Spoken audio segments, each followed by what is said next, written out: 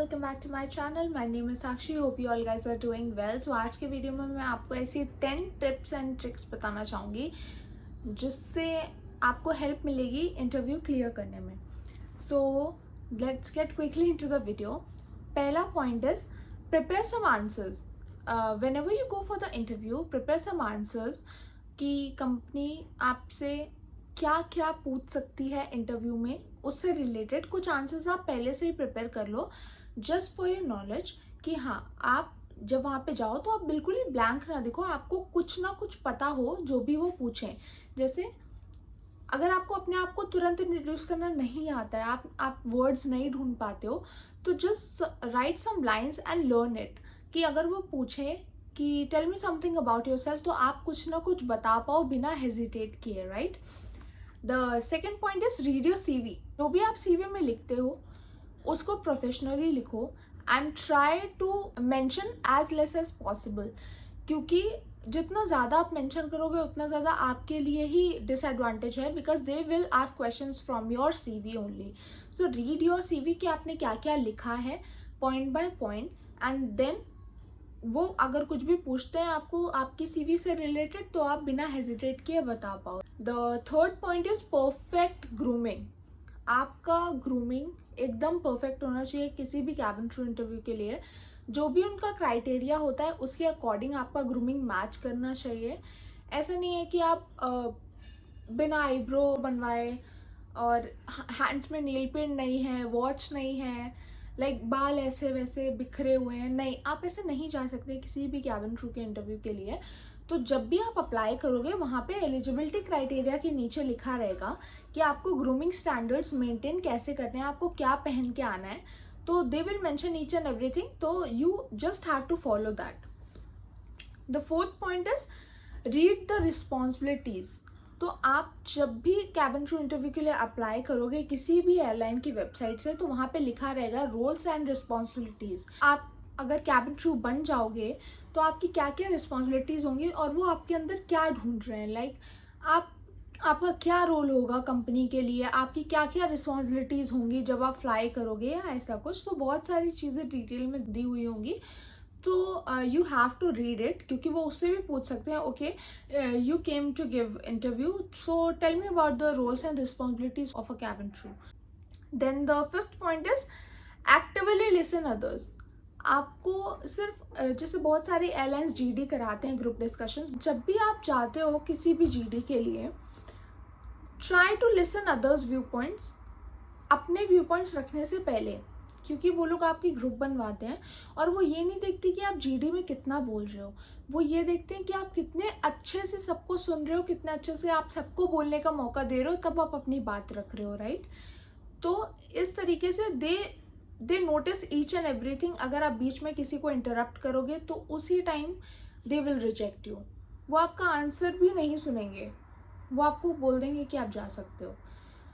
तो try to actively listen to others और याद रखो कि उन्होंने क्या बोला था, ताकि आप उनके भी पॉइंट्स अपने पॉइंट में मेंशन कर पाओ। जब आपकी बारी आए तो आप ये बोलो कि इन्होंने ये बोला था and I completely agree to her या हिम, ऐसा करके। तो ये क्या होता है, आपका टीम वर्क स्किल्स दिखाता है एंड आपका लिसनिंग स्किल्स दिखाता है कि आप कितने एक्टिवली किसी को सुन सकते हो और उनकी चीज़ें याद रख सकते हो।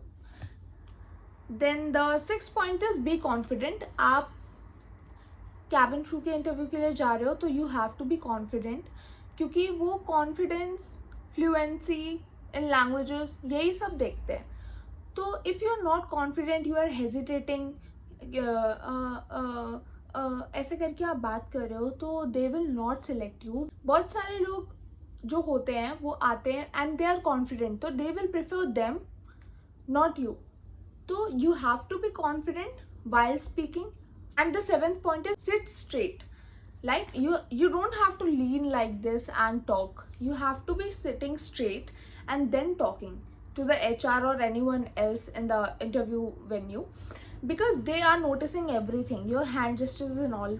इससे क्या होगा कि आप कॉन्फिडेंट दिखते हो। अगर आप हेजिटेट भी कर रहे हो बोलने में, बट अगर आप हैंड जेस्चर्स यूज़ कर रहे हो, फेस पे स्माइल लेके बोल रहे हो, तो उससे क्या होता है, एक पॉजिटिव इम्पैक्ट पड़ता है एचआर के ऊपर and they will recognise you कि हाँ इन्होंने ऐसे बात करी थी, तो आई शुड कंसिडर हर और him. And the 8th point is do not लाई.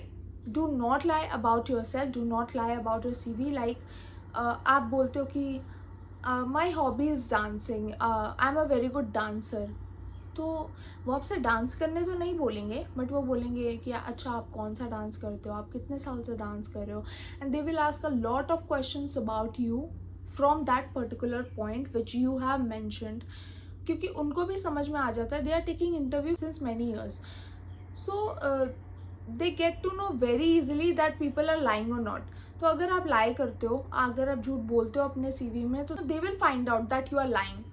तो डू नॉट लाई, जो भी अपने बारे में है वो बताओ, बिकॉज बहुत सारे लोग होते हैं 12th पास ही होते हैं, उन्होंने कुछ नहीं किया होता है अपनी लाइफ में, they are just 12th pass, but they get selected because they do not lie.